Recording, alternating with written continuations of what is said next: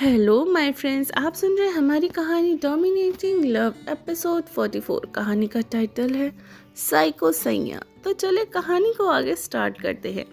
रावी को बहुत ही गुस्सा आ रहा था। उसने गुस्से में भौंकलाते हुए कहा, अगर तुझे मच्छर के जैसे मेरे कान के सामने भिनभिनाना है तो जाकर ये अपना फटा बांस मच्छरिया के कान में के पास ले जा और उसके सामने भिनभिना। यहाँ मेरे दिमाग का दही और रायता बनाने की जरूरत नहीं है तुझे। उसकी बात सुनकर वो आदमी चिढ़ गया और मुंह फुलाते हुए बोलता है, क्यूटी भूतनी, मुझे तुमसे ऐसी उम्मीद नहीं थी। क्या मैं तुम्हें मच्छर लगता हूँ? तुमने ये बोलकर मेरा दिल तोड़ दिया। रावी की नींद अब उड़ चुकी थी।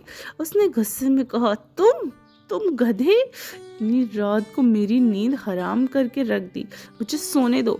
ये बोल वो जैसे ही फोन रखने ही वाली थी कि तभी शिवाय बोल पड़ा, तुम्हें कैसे पता चला कि मैं तुम्हारा गधा बोल रहा हूँ? मैंने तो तुम्हें नहीं बताया। क्या तुम कोई जादू टोना जानती हो जो बिना देखे ही मुझे पहचान लिया? रावी ने चिढ़ते हुए बोला, तुम्हें पहचानना मेरे बाएं पैर का खेल है। ऐसे भूतनी, मुझे तुम्हारे अलावा कोई नहीं बोलता, वरना सारे लड़के तो मेरे पीछे लाइन लगाकर खड़े रहते हैं कि कब मैं उनके साथ डेट पर जाऊं। पर मैं ही हूँ जो किसी को आंख उठा तक कर नहीं देखती। शिवाय ने तुनक कर बोला, एट फर्स्ट बाएं पैर नहीं बाएं हाथ होता है, और अब अगर तुमने किसी को आंख उठाकर देखा भी तो मैं उसकी आंखें निकाल के उससे गोटियां खेलूंगा। रावी उसकी बातें सुनकर हैरान हो गई। उसने खुद से बड़बड़ाते हुए कहा, अब इसके अंदर किसकी आत्मा घुस गई? ये मुझे अपने जैसे पागल कर देगा, अभी से बताती हूँ। फिर उसने वापस फ़ोन को अपने कान के पास लगाकर कहा, देखो शिवाय, अभी मेरे फ़ोन में मेरे बॉयफ्रेंड का कॉल आ रहा है। मुझे उसके साथ कल डेट पे जाना है। और देखो, अगर मैं तुमसे ऐसे ही रात भर बात करती रही तो मेरी आंखों के नीचे डार्क सर्कल्स हो जाएंगे, इसलिए मैं तुमसे बाद में बात करूँगी। ये बोलकर रावी ने बिना कुछ सुने फ़ोन रख दिया और खुद से कहा, जान छूटी इस पागल इंसान से।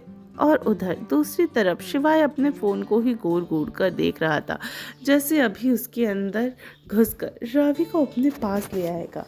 उसने खुद से कहा, क्यूटी, अभी तुमने शिवाय को जाना ही नहीं है। डेट पर तो तुम तब जाओगी ना, पर मेरे साथ। तभी किसी ने उसके हाथ से फोन छीन लिया।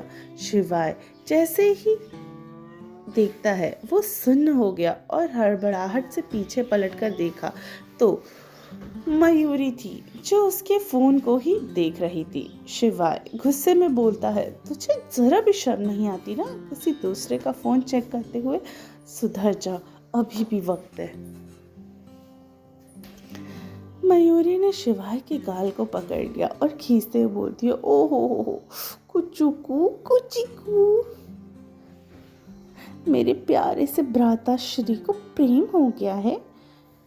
शिवाय हैरानी से उसे देखने लगा और अपने मन में कहा, ये तो मुझसे भी 10 कदम आगे निकली।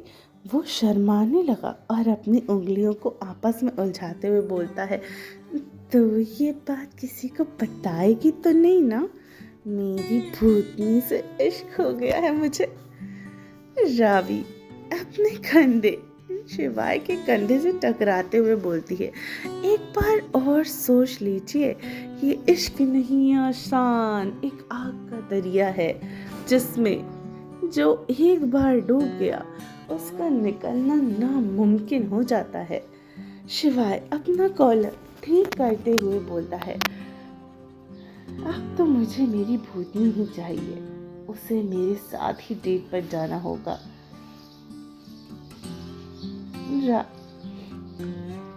मयूरी उसे अजीब नजरों से देख रही थी। शिवाय ने जब उसे देखा तो अपनी एक भौहें चढ़ाते हुए बोलता है, ऐसे क्यों देख रही हो? तो मयूरी ने कुछ सोचते हुए कहा, भाई मुझे आपसे कुछ पूछना है। शिवाय उसकी तरफ उसकी बात सुनकर शांत हो गया और उसके सिर पर हाथ फेरते हुए कहा, तुम मुझसे जो भी पूछना चाहती है बेझिझक पूछ सकती है। मयूरी ने मुस्कुराते हुए कहा, भैया मैं ये पूछना चाहती हूँ कि आप इतने बड़े गधे हो और रावी भाभी कितनी सुंदर और समझदार है, तो वो आपको क्यों प्यार करेंगी? शिवाय उसकी बात सुनकर चिढ़ गया और चिढ़ते हुए बोलता है, रुक अभी मैं तुझे बता। ये बोल जैसे ही एक कदम आगे बढ़ाया, मयूरी तुरंत वहां से गायब हो गई, जैसे गधे के सिर से सींग। वहीं दूसरी तरफ रुद्राक्ष रिदम को अपनी बाहों में जकड़े हुए था, उसके बालों को सहला रहा था। रिदम को काफ़ी अच्छा फील हो रहा था, उसकी बाहों में वो बहुत महफूज फील करती थी। रुद्राक्ष की बाहों में रिदम ने धीरे से रुद्राक्ष से कहा, रुद्राक्ष आपने रणवीर को मारकर अच्छा नहीं किया, वो भी इतनी बुरी मौत। मैं जानती हूँ उसने बहुत गलतियाँ की, पर उसकी गलती की सज़ा देने वाले हम कोई नहीं होते। उसके किए की सज़ा कानून देती है। रिदम की आंखों के सामने वही मंजर घूम रहा था, उसके कानों में वही चीख गूंज रही थी जो किसी का दिल दहलाने के लिए काफ़ी थी। रुद्राक्ष जो उसके बालों को दूसरी तरफ प्यार से सहला रहा था, उसके हाथ वहीं रुक गए। उसने गुस्से में रिदम को घूरा और थोड़ी ऊंची आवाज में कहा, मुझे अब उसकी कोई बात नहीं करनी, और मैं फिर से कह रहा हूँ, अगर किसी ने ऐसा किया तो उसे भी मरना होगा। रिदम उसकी बात सुनकर डर गई। सच में रुद्राक्ष बहुत बेरहम है, उनके पास तो दिल नाम की कोई चीज ही नहीं है।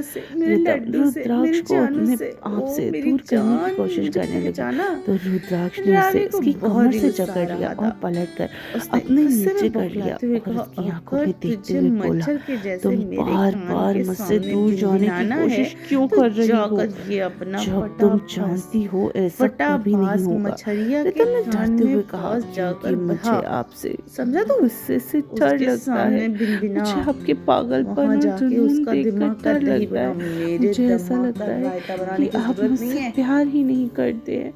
कोई भी मेरे करीब आता है तो पता नहीं हमारी स्टोरी क्यों आता है। पसंद आई और अच्छी लगती है तो चैनल को लाइक सब्सक्राइब और शेयर कीजिए। कोई मुझे नजर और सुनते रहिए डोमिनेटिंग लव तो आपको बर्दाश्त नहीं होता। प्यार में ऐसा कहाँ होता है रुद्राक्ष, ये सब जिद जुनून और पागलपन ही होता है।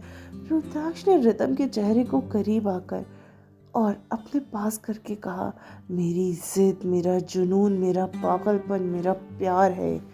मैं ऐसे ही प्यार करता हूँ।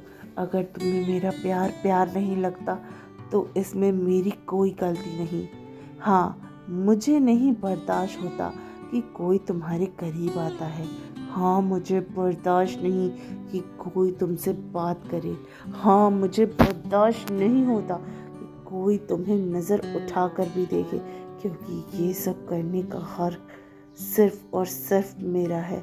तुम सिर्फ और सिर्फ मेरी हो और किसी की नहीं। ये बोल रुद्राक्ष अपना सिर रिदम की गर्दन में छुपाकर उसे किस करने लगता है। रिदम कसमसाने लगती है और रुद्राक्ष को अपने पास से दूर करने लगती है। रुद्राक्ष ने उसे देखा, उसे बार बार रिदम का खुद से दूर करना अच्छा नहीं लगता था। उसने अपने होंठ रिदम के नर्म होठों पर रख दिए। रिदम ने मन ही मन कहा, रुद्राक्ष आप सच में आप साइको होते जा रहे हैं। तो फ्रेंड्स, कैसी लगी आपको स्टोरी? आई होप पसंद आई हो, और कहानी को ऐसे सुनने के लिए इसी पे बने रहिए और सुनते रहिए डोमिनेटिंग लव सिर्फ टिनी FM जान के साथ।